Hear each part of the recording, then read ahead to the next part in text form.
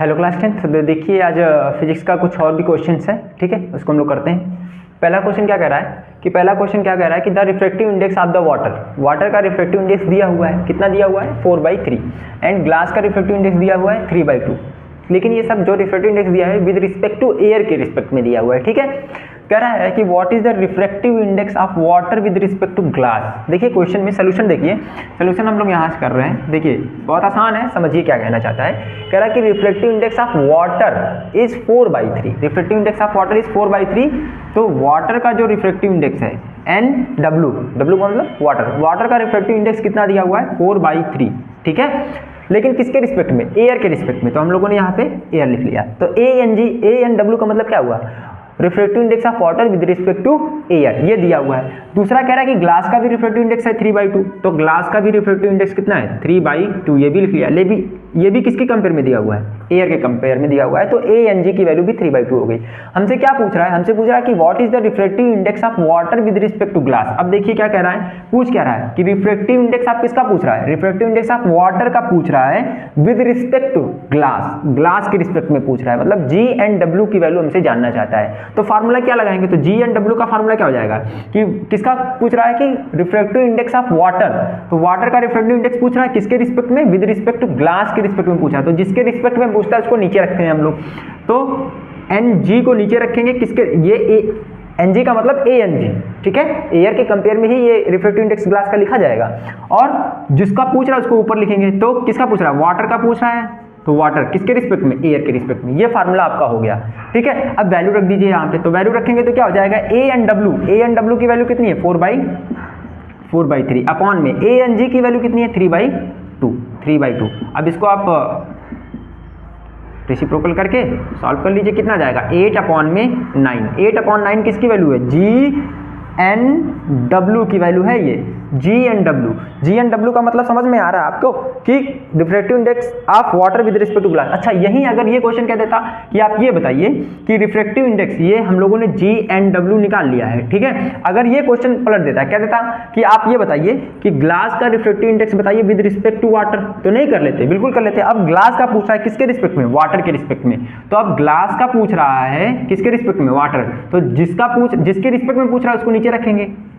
तो A and W को नीचे रख लिया, क्यों, क्योंकि अभी हमको इससे मतलब क्या पता चला कि ग्लास का बताइए वाटर के रिस्पेक्ट में, तो वाटर के रिस्पेक्ट में तो वाटर को नीचे रख दिया और ग्लास को ऊपर रख लेंगे। तो ANG। अब वैल्यू रख लीजिए, ANG की जगह क्या लिखेंगे, देखिए ANG की वैल्यू है 3/2 और अपॉन में A एंड W की वैल्यू कितनी है 4/3, तो 4/3 लिख लीजिए। फिर से वो रेसिप्रोकल करके आप मल्टीप्लाई कर लीजिए। तो देख रहे हैं इसका मतलब जो यहाँ पे 8/9 आया था, अब वहाँ पे आ जाएगा 9/8, ठीक है, WNG। तो इस तरीके से भी क्वेश्चन पूछ सकता है, ठीक है। तो ये हो गया आपका पहला क्वेश्चन। दूसरा क्वेश्चन क्या कह रहा है कि दूसरे क्वेश्चन में देखिए क्या कह रहा है, दूसरे क्वेश्चन में कह रहा है कि a person suffering from hypermetropia has near point. अब देखिए कंडीशंस में क्या कह रहा है कि एक पर्सन है जिसको हाइपरमेट्रोपिया है, जो इसका नियर पॉइंट है ना, वो नियर पॉइंट कितना है, at a distance of 75 centimetre. Find the focal length and power of the convex lens, find the focal length and power of the convex lens. अब कंडीशंस क्या है इसमें, देखिए हाइपरमेट्रोपिया में क्या होता है कि हाइपरमेट्रोपिया में ना जो नजदीक की चीजें हैं ना वो क्लियर दिखाई नहीं पड़ती हैं, दूर की चीजें क्लियर दिखाई पड़ेंगी, लेकिन नजदीक की चीजों को हम लोग क्लियर डिस्टिंक्ट नहीं देख सकते हैं, डिस्टिंक्ट नहीं देख सकते हैं। तो इस पर्सन को क्या दिक्कत है, इस पर्सन को दिक्कत है भाई कि इसको हाइपरमेट्रोपिया हो गया है, जिसका जो नियर पॉइंट है, नियर पॉइंट कितना होता है 25 सेंटीमीटर होता है। अब वो नियर पॉइंट 25 सेंटीमीटर ना होकर 75 सेंटीमीटर हो गया। इसका मतलब कि जो उसके 25 सेंटीमीटर जो सबसे कम जो डिस्टेंस थी जिसपे वो क्लियर देख सकता था ऑब्जेक्ट को, वो 25 सेंटीमीटर होनी चाहिए थी, लेकिन नहीं है। अब वो 25 सेंटीमीटर शिफ्ट हो गई है, कितने सेंटीमीटर पे, 75 सेंटीमीटर पे शिफ्ट हो गई। इसका मतलब वो 75 सेंटीमीटर की चीज जो पहले रखी गई होगी, 75 सेंटीमीटर से नजदीक की चीजों को क्लियर नहीं देख पाएगा।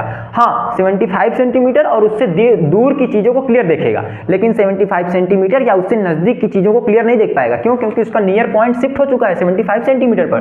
जो 25 सेंटीमीटर होना चाहिए था कि 25 सेंटीमीटर पे वो चीजों को क्लियर देख लेता था, वो अब नहीं देख पाएगा। अब वो 25 सेंटीमीटर जो डिस्टेंस है वो शिफ्ट हो चुकी है 75 सेंटीमीटर पे। अब वो 75 सेंटीमीटर तक की चीज़ों को क्लियर देखेगा और उसके नज़दीक की चीज़ों को क्लियर नहीं देख पाएगा, या उससे दूर रखी हुई तो भी क्लियर देखेगा, लेकिन 75 सेंटीमीटर से पहले की चीज़ों को क्लियर नहीं देख पाएगा। ठीक, तो कह रहा है इसके फोकल लेंथ बताइए कि इसको कौन सा लेंस लगाना चाहिए। तो लेंस तो देखिए लिख ही दिया है कि कॉन्वेक्स लेंस ही लगेगा, लेकिन इस लेंस का फोकल लेंथ बताना है और क्या बताना है, पावर बताना है। ठीक है, तो चलिए बता लेते हैं, क्या कोई दिक्कत नहीं है। देखिए होता क्या है कि इसके लिए जब हाइपरमेट्रोपिया होता है तो हम लोग एक फार्मूला यूज करते हैं, F =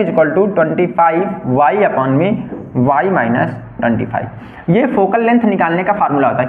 किसका फोकल लेंथ निकालने का फार्मूला होता है, जो लेंस आप लगा रहे हैं, कौन सा लेंस लगा रहे हैं, कॉन्वेक्स लेंस लगा रहे हैं, उसके फोकल लेंथ का फार्मूला होता है। अब इसमें होता क्या, ये 25 सेंटीमीटर कहाँ से आया, ये 25 वही नियर पॉइंट है। ठीक है, और ये जो है y जो है, जो नियर पॉइंट शिफ्ट हो चुका है, कितने मीटर पे शिफ्ट, कितने सेंटीमीटर पे शिफ्ट हुआ है वो रखना रहता है। तो देख लीजिए यहाँ y की वैल्यू कितनी रखेंगे आप, तो 25 सेंटीमीटर होना चाहिए था, लेकिन वो शिफ्ट होकर कितना हो गया, 75 सेंटीमीटर हो गया है। तो y की जगह कितना रखेंगे, 75 सेंटीमीटर रखेंगे, और इस फार्मूले में वैल्यू रखेंगे, हमको f की वैल्यू मिल जाएगी। तो कितना लिखेंगे, 25 इंटू y की वैल्यू कितनी हो जाएगी, y की वैल्यू जो है वो 75 रखना है, और अपॉन में 75 माइनस 25 रख लीजिए। ठीक है, 75 - 25, इसको सॉल्व करेंगे तो आपको आंसर मिल जाएगा, ये हो जाएगा 25 इंटू 75, और इसको सॉल्व करके इसका जो है वैल्यू रख लीजिए आप, आंसर कितना आ जाएगा। इसको सॉल्व करेंगे तो इसकी वैल्यू हम लिख दे रहे हैं कि इसका वैल्यू जो हो जाएगा वो कितना हो जाएगा, 37.5 सेंटीमीटर। ठीक, ये फोकल लेंथ आपकी आ गई। ठीक है, इसको सॉल्व करने के बाद ये आपका आंसर मिल गया कितना, 35.7 सेंटीमीटर। इसको सॉल्व कर ली, ये आ गया। अब फोकल लेंथ अगर आपको पता चल गई तो आप इसका पावर भी निकाल सकते हैं। क्यों, क्योंकि आपको मालूम है कि पावर का फार्मूला क्या होता है, 1/f। ठीक है, 1/f, लेकिन ध्यान ये रखेंगे कि 1 क्या फोकल लेंथ है, 1/f फोकल लेंथ है, P = 1/f, और इसका जो यूनिट होता है वो डायप्टर होता है। ठीक है, यूनिट क्या होता है, डायप्टर। कंडीशन ये है कि ये जो f होना चाहिए ना, वो मीटर में होना चाहिए। f किस में होना चाहिए, मीटर में होना चाहिए, सेंटीमीटर में नहीं रखेंगे हम लोग। तो रख लीजिए यहाँ पे P = कितना है, 1/, ये है सेंटीमीटर, कितना है 37.5 सेंटीमीटर है। लेकिन दिक्कत यही है कि ये सेंटीमीटर में नहीं रखना है, इसको हमको मीटर में रखना है। तो सेंटीमीटर में न रखने के लिए इसको हम लोग क्या करेंगे, 100 से डिवाइड कर लेंगे। अब ये आ जाएगा मीटर में। अब इसको लिख लेंगे 100/37.5 जो है डायोप्टर। ठीक है, अब इसको सॉल्व कर लीजिएगा, इसका डायोप्टर आ जाएगा, कितना आ जाएगा बता दे रहे हैं हम, ये आएगा आपका आंसर 2.67 डी। पावर कितना आ जाएगा, 2.67 डायोप्टर आ गया। ये इसका आपका आंसर हो जाएगा। ठीक है, तो इस तरीके से क्वेश्चन हम लोगों को करना है। और ये प्लस में आएगा, प्लस का मतलब ही हो गया, क्यों प्लस का 2.67। अच्छा, प्लस और माइनस लिखना भी जरूरी है। क्यों प्लस में आएगा, क्योंकि फोकल लेंथ कैसी है, पॉजिटिव है। फोकल लेंथ कैसी आई है, पॉजिटिव आई है। क्यों पॉजिटिव आई है, क्योंकि ये लेंस ही कौन सा था हम लोगों का, कॉन्वेक्स लेंस। कॉन्वेक्स लेंस होने की वजह से फोकल लेंथ पॉजिटिव आई है, और फोकल लेंथ के पॉजिटिव होने की वजह से पावर भी पॉजिटिव मिलेगा। ठीक है, यही अगर कॉन्केव लेंस होता तो पावर जो होती है वो नेगेटिव में आती। ठीक है, क्यों, क्योंकि उसकी फोकल लेंथ भी नेगेटिव में होती है, और वो मायोपिक आई के लिए यूज होता है। ठीक है, उसमें क्या होता है कि दूर की चीजें क्लियर नहीं दिखाई पड़ती, नजदीक की चीजें क्लियर दिखाई पड़ेंगी। ठीक है, तो ये कंडीशन है, ये क्वेश्चन था। तो ठीक है, थैंक यू क्लास, फिर मिलते हैं नेक्स्ट क्वेश्चन के साथ और नेक्स्ट वीडियो में। ठीक।